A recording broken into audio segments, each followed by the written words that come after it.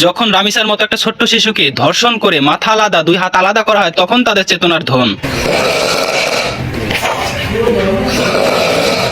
যখন 7 মাসের অন্তঃসত্ত্বা একটা মহিলাকে ধর্ষণ করে তার পেটের বাচ্চা বের করে ফেলে দেওয়া হয়, তখন তাদের চেতনার ধন। যখন বিএসএফ এর গুলিতে বাংলাদেশিরা পাখির মতো মারা যায়, তখন তাদের।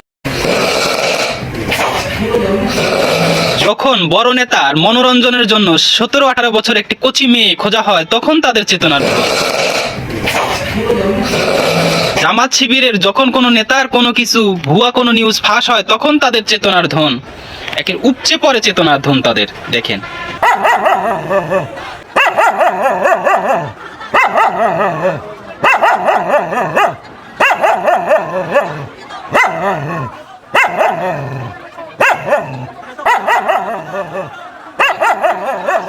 আমার চ্যাটার বাল